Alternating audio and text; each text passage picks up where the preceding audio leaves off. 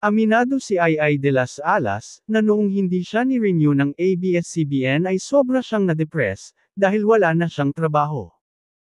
Ito ang pagtatapat niya sa eksklusibong panayam niya kay Julius Babaw, sa YouTube channel nitong Unplugged. Sa sobrang sakit ng loob na hindi na na-renew, balak ko nang wag mag-artista kaya pumunta ako ng Amerika, tapos bumili ako ng bahay dun kasi ang sakit na all these years. Ito yung pag-ibig at pagmamahal ko sa trabaho ko, dun sa istasyon, tapos parang wala ka ng silbi, kaya bobo parang ganun. Ayaw ko nang mag-artista pero binigyan ako ng chance ng GMA. Kinuha ako ng Sunday Pinasaya, nangingilid ang luhang kwento ni Ai de las Alas.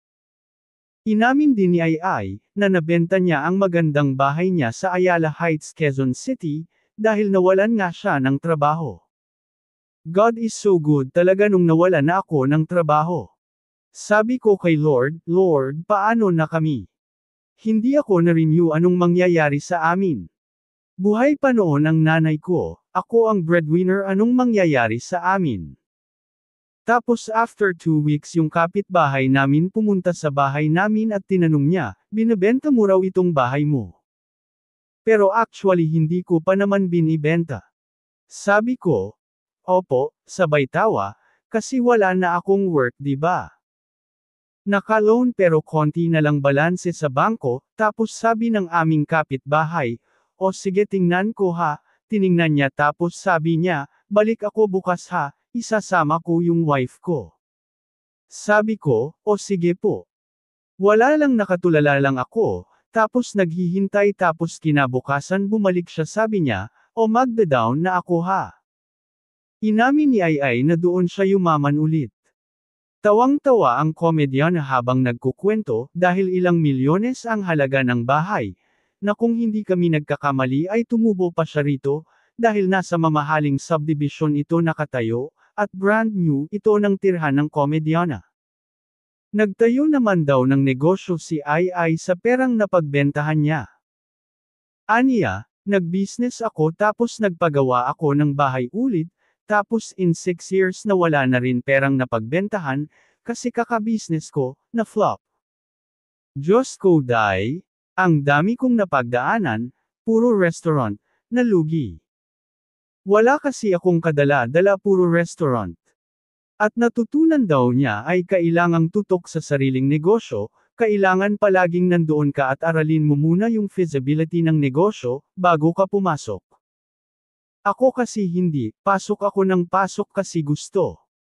At nang magpunta sila ni Gerald Sibayan sa Virginia, USA, ay nagbenta roon ng pandesal si Ai dahil wala siyang work, kaya nagpaka-housewife muna siya dahil ang asawa niya ang may trabaho. Kaso mahirap din kasi mag-isa lang ako, mahirap ding magmasa ng harina, maglalagay ka pa ng mga ube at cheese. Umiiyak ako sa madaling araw kasi gabi na ako matutulog, tapos maaga akong gigising kasi marami rin akong orders. In fairness naman, paglalarawan ni Ai sa naging routine niya sa unang mga taon nila. At dahil maraming Pinoy sa lugar nila, ay maraming nakakakilalang Pinoy sa kanya at nagpapapicture rin, kaya lagi raw siyang nakaayos lagi kapag lalabas siya ng bahay. Hanggang sa lumipat na sila ng San Francisco kung saan naging activity director siya sa isang home care, na pag-aari ng mga Pilipino, pero dahil hindi naman siya maalam sa computer, ay hindi niya kinaya dahil dito niya dapat ilalagay ang mga dapat gawin para sa elderly. Isa pang nag-trigger na iwan ng aktres ang trabaho ay dahil lahat ng pasyente niya ay may demensya at minumura siya na nasasaktan siya pero hindi siya nagagalit dahil hindi naman alam ng mga matatanda ang ginagawa nila. Bukod dito ay nagtayo ng negosyo ang kaibigan niya na may kinalaman sa beauty products at ginawa siyang Chief Operating Officer. Isa rin sa dahilan kung bakit siya bumabalik-balik ng bansa ay dahil may gagawin siya sa GMA, ang The Clash, na magte-taping na sila ng Hulyo at i-e-ere ito ng Agosto.